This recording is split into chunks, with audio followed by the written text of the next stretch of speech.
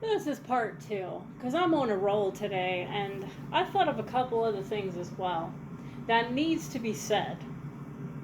So, just because you go to a church, just because you attend a church, just because your pastor thinks highly of you, or the people that you're serving with in the church think highly of you, does not mean that you are truly saved.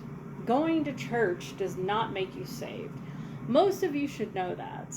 There are people sitting in the churches who are just there to be exhibitionists.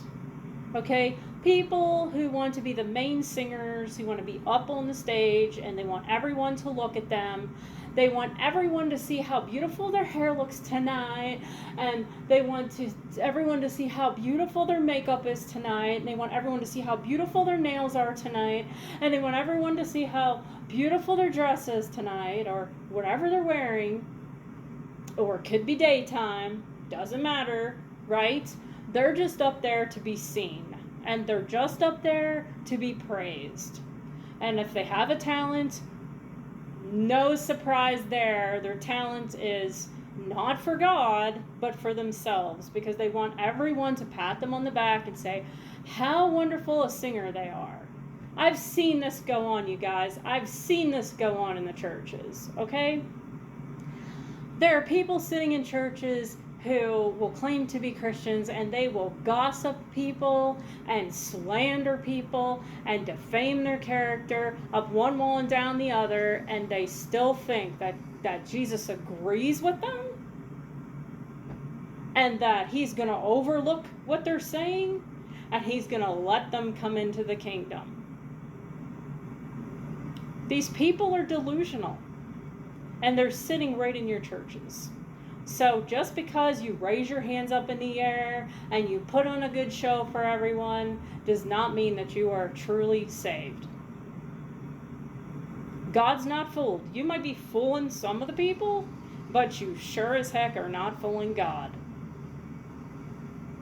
And there are people who go to church and they're in their little cliques, and it's all who has the most money, who has the prettiest home that everyone can sit in on a Sunday night after church is over, and have a little party and watch movies, have snacks.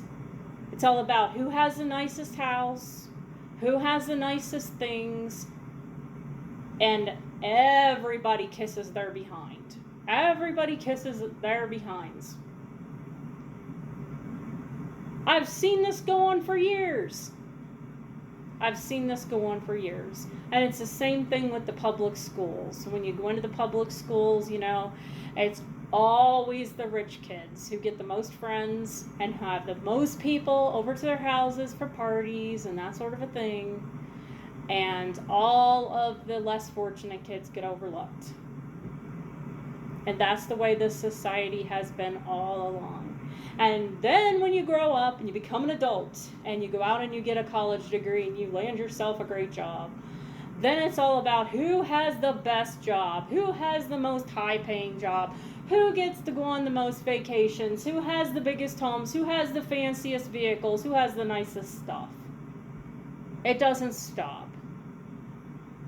It's in the churches, it's in the schools, it's in society. And God isn't happy with it. And I hear people out there saying all the time, oh, if that person wants what we have, they need to just work harder. They just need to work harder. We've worked hard and we deserve what we have, and we're smart and we're intelligent, and you know, if they want the same thing, then they need to work for it. But like I said in my last video, they overlook people in society who are permanently disabled, and maybe they don't have the mental faculties that someone else has to hold a big job and make lots of money. And they say stupid comments out of their mouth like, oh, if they want what we have, then they just need to work harder. Yeah, tell that to people who are permanently disabled, mentally retarded, veterans. Yeah, you tell them that. So I needed to do a part 2 because I just felt like there was a lot of loose ends that need to kind of be tied up here, and that people, they need to hear a few more things. So here's how God works. God gives wealth to those who he knows will be good stewards of that wealth. And they don't hoard it all to themselves, and they're not selfish with it. They are finding ways to help other people too. And they don't live above their means. Okay? They don't have to buy all this extravagant stuff to show off to everyone in the world. Okay? They see what they can do to help other people. Those are the people that God blesses with real wealth. And if you have wealth and you are not using that to help other people, then it's not God who gave you that wealth. It's Satan. It's Satan who gave you that wealth, because he also wants you to be wealthy, because he has a plan to drag your butt into hell. So he's going to use your money to destroy you. So guess what? Either you're on God's side and God has given you wealth to help others with it, or you're on Satan's side and you're hoarding it all to yourself, and you're selfish and you're greedy and you just want your own pleasure, and you're going to make sure you and your immediate family get it and no one else. You're either on one of those two sides, or you're overlooked in society and you need help from others who are not helping you. Okay? So you're in one of those boats.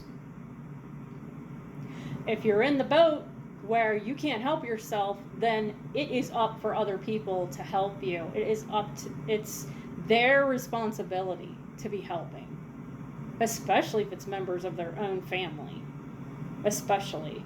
And some people can't even help members of their own families, let alone a complete stranger, which Jesus, by the way, says you're also responsible for the stranger.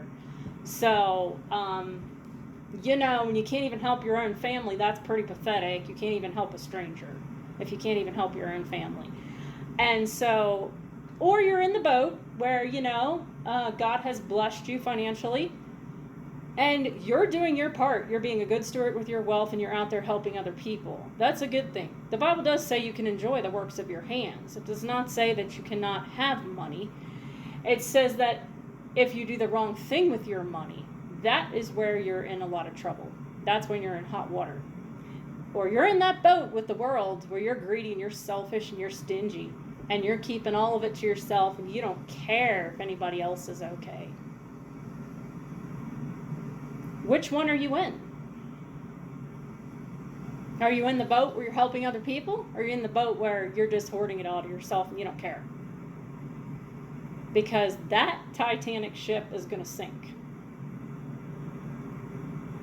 So, sometimes God will give people wealth to test them, to see if they're going to do the right thing with it.